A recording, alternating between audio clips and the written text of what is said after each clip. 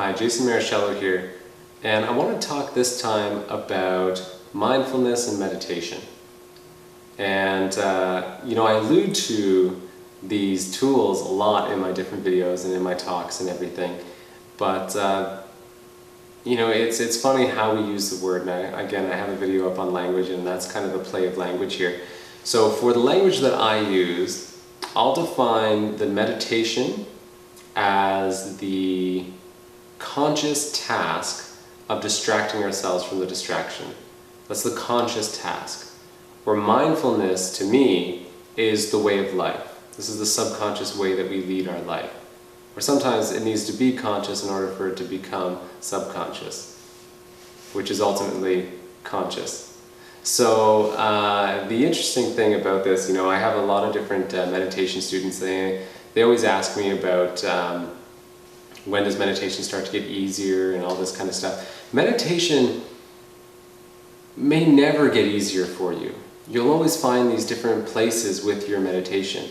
If you're someone that struggles, you may find it easier to bring yourself to meditate, but you're never going to win the game of meditation. You're never going to get to that point where you say, okay, nailed it, I don't need to do this anymore, figured it out. It's a practice. So having a martial arts background, I like to use martial arts metaphors. So if you imagine you're in a dojo and you're doing karate.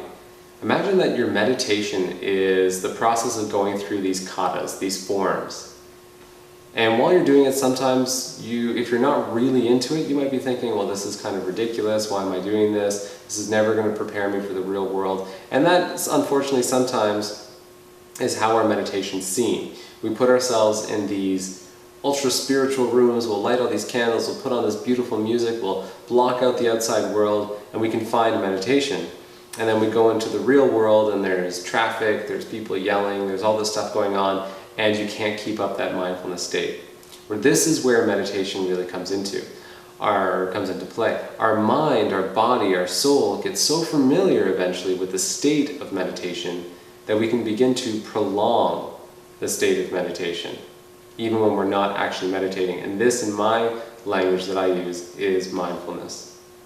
So imagine you're doing these katas, and you're thinking, why am I doing this? And then first week you're doing these katas, then you find yourself in a back alley, someone throws a punch at you, tries to mug you or something like that, and you end up getting beaten.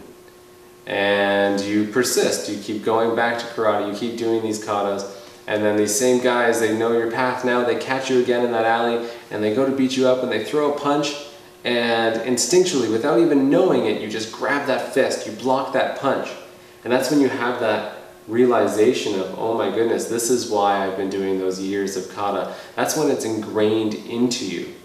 And sometimes, it's the same with meditation. We don't see the true benefits, or not the true benefits, but the external representation of the benefits of meditation sometimes until years down the road. For me, I noticed it the most when I had some people that were very close to me pass away in my life. And I was able to kind of catch myself and say, wow, I'm handling this quite well, surprisingly. And I realized then that it was my years of meditation that kind of brought me to the point of having that communication ability with the different layers of myself and understand how I'm really feeling and break that stuff down. So keep at those kinds of things. Your mindfulness practice, your meditation practice, it does pay off, sometimes in mysterious ways. Good luck, and we'll see you again.